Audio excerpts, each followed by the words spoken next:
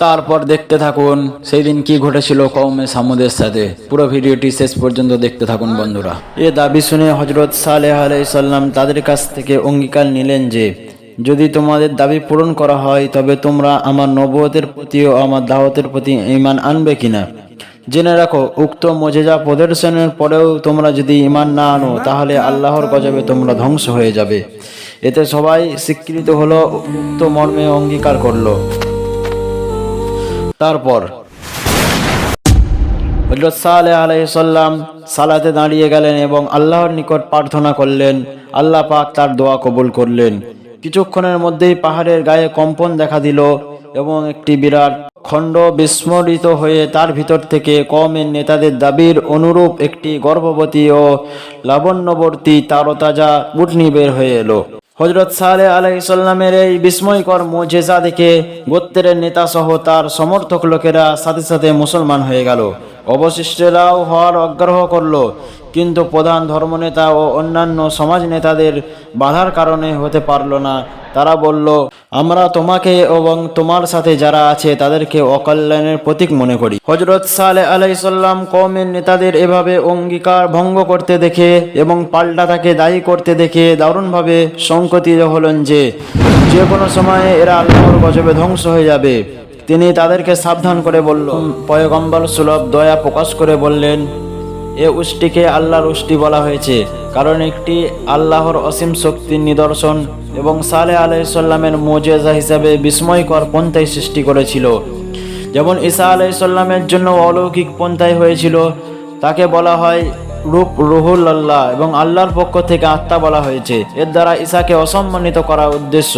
আল্লাহ উক্ত উষ্টির জন্য এবং লোকেদের জন্য পানি বন্টন করে দিয়েছিলেন।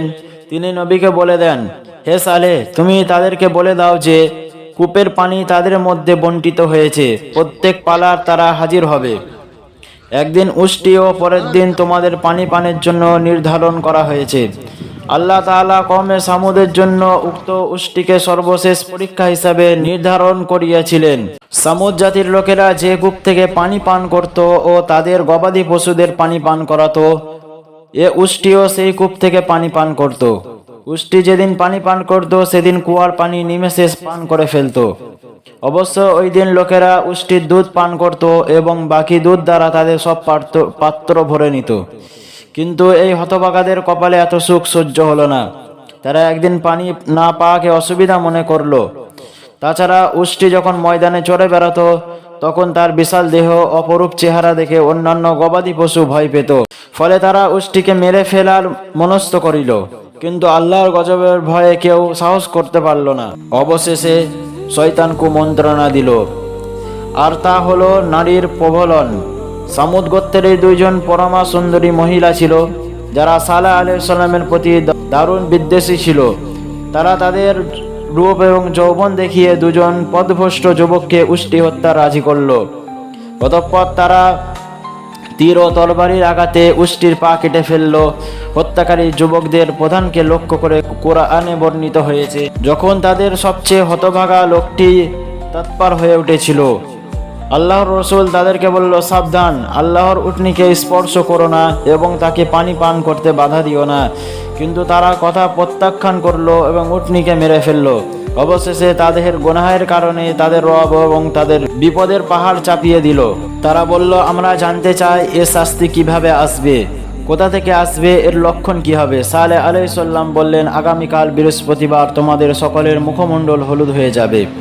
পরের দিন শুক্রবার তোমাদের সবার মুখমণ্ডল লাল বর্ণ ধারণ করবে। অতঃপর শনিবার দিন সবার মুখমণ্ডল ঘোর কৃষ্ণবর্ণ হয়ে যাবে। এটাই হবে তোমাদের জীবনের শেষ দিন। হটকারী জাতি আল্লাহর নিকটে তওবা করে ক্ষমা প্রার্থনার পরিবর্তে স্বয়ং সালেহ আলাইহিস সালামকে হত্যা করার সিদ্ধান্ত নেয়। তারা ভাবল, যদি আযাব এসেই যায় তবে তার আগে একেই শেষ করে দিই, কেননা এর নবুয়তের অস্বীকার করার কারণেই গজব আসবে। অতঃপর সেই ব্যক্তি গজবের জন্য মূলত দায়ী, আর যদি গজব না আসে তাহলে সে মিথ্যা দণ্ড ভোগ করুক। কওমে 9 জন নেতা নিকৃষ্ট ষড়যন্ত্রের নেতৃত্ব দেয়। তাদের এই চক্রান্তের বিষয়ে সূরা নামলে বর্ণিত হয়েছে। তারা যুক্তি দিল, আমরা আমাদের কথাই অবশ্যই সত্যবাদী প্রমাণিত হব, কারণ রাত্রির অন্ধকারে কে কাকে মেরেছে তা আমরা নির্দিষ্টভাবে জানতে পারবো না। নেতৃবৃন্দের সর্বসম্মত সিদ্ধান্ত চক্রান্ত অনুযায়ী 9 নেতা তাদের প্রধান কাদ্দার বিন সালেহের নেতৃত্বে রাতের বেলায় সালেহ আলাইসাল্লামকে হত্যা করার জন্য তার বাড়ির উদ্দেশ্যে রওনা হলো। পথের মধ্যেই তাদেরকে প্রস্তর বর্ষণে ধ্বংস করে দিলেন আল্লাহ।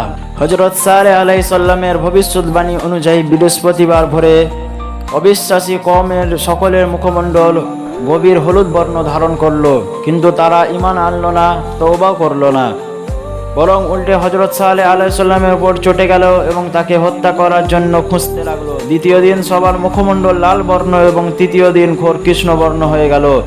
তখন সবাই নিরাশ হয়ে গজবের জন্য অপেক্ষা করতে লাগলো। চতুর্থ দিন রবিবার সকালে সবাই মৃত্যুর জন্য প্রস্তুতি নিয়ে সুগন্ধি মেখে অপেক্ষা করতে থাকলো। তারপর এমন বিকট শব্দ যে তারা অস্থির হয়ে পড়ল। শব্দ দিয়ে কিভাবে ধ্বংস হতে পারে তা এই জাতির অবস্থাকে দেখলে বোঝা যেত। আর যখন এই শব্দ মহান আল্লাহর, যিনি সকল শক্তির মালিক, সেই শক্তিশালী আল্লাহর আযাব হিসাবে যখন পাঠিয়েছে তা কত ভয়ঙ্কর হতে পারে কল্পনা করা যায় না। ফলে সামুদ জাতির অবাধ্য লোকেরা এমনভাবে ধ্বংস হয়ে গেল, শব্দের বিকটতায় উপর হয়ে থুবড়ে পড়ল। এভাবেই তারা সামুদ জাতি ধ্বংস হয়ে গেল নিমেষের মধ্যে। এই ছিল আজকে আমাদের ভিডিও। আবার দেখা হবে ইনশাআল্লাহ পরের একটি ভিডিও।